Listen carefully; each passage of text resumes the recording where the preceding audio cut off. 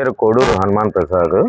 2017 municipal administration తరఫున community organiser, municipality MEPMA community organiser జాబులకి apply చేసుకోవడం జరిగింది.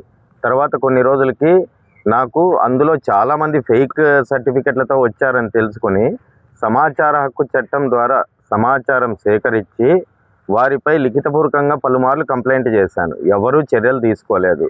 ఆ విషయమై నేను హైకోర్టును ఆశ్రయించి నలుగురిపై ఇది కూడా నమోదు చేశాను. 5వ వ్యక్తిపై పార్టీగా జాయిన్ చేయడం కూడా జరిగింది.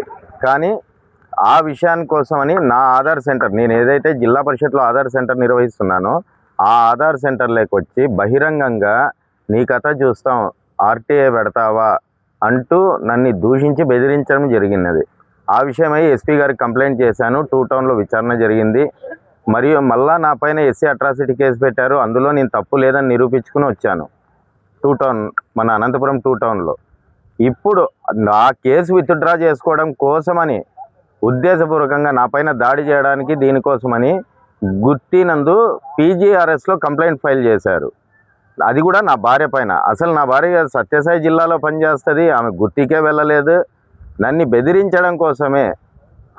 ఆ విషయమై ఈరోజు ఎస్పీ గారిపై నమ్మకంతో, పోలీసు వారిపైన ఉన్న నమ్మకంతో ఎస్పీ గారికి నాకు ఇలా ఉంది పరిస్థితి అని తెలియజేయడానికి వచ్చాను. మన ఎస్పీ సార్ కూడా గుత్తికి పోయి మీరు అక్కడ పిఎస్లో మొత్తం అన్ని విషయము అక్కడ చెప్పేసి రాండి అని చెప్పడం జరిగింది. ఇప్పుడు నేను నా భార్య గుత్తికి వెళ్తున్నాం. మాకు ఏమి జరిగినా పూర్తి బాధ్యత ఈ ఫేక్ సర్టిఫికెట్ల వాళ్ళది.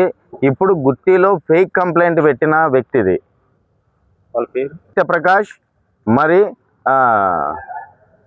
నంబూరి సురేఖ, వీరిద్దరిదే బాధ్యత.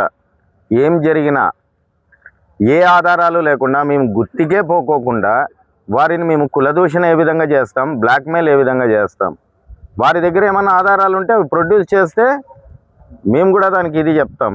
అసలు మేము గుత్తికి పోలేదు, వాళ్ళ ఫోన్ నంబర్ లేవు, ముఖపరిచయాలు లేవు. నా సెంటర్లో నన్ను బెదిరించేటప్పుడు తప్ప బహిరంగంగా వీడియో సీసీ ఫుటేజీలు ఉన్నాయి. బహిరంగంగా నీ కథ చూస్తాం, నీ అంత చూస్తామని బెదిరించారు. ఇప్పుడు అక్కడికి పోతే ఏదైనా జరగచ్చు. జరిగితే మాత్రం వీరిదే పూర్తి బాధ్యత. సత్యప్రకాష్ వాళ్ళ మిత్రులది, వాళ్ళ భార్య గారిది పూర్తిగా. నాకు థ్రెడ్ ఉంది, వీళ్ళు బహిరంగంగానే చెప్పిపోయారు. నా ఆఫీస్కి వచ్చి నన్నే బెదిరించిపోయారు. ఇప్పుడు వాళ్ళ స్థానంలోకి వెళ్తున్నాను. వాళ్ళు వేరు వాళ్ళతో ఆల్రెడీ నాకు చెప్పడం కూడా అయింది, నువ్వు రాకపోతావా, నీ అంతు చూస్తాం, నీ కథ చూస్తామని.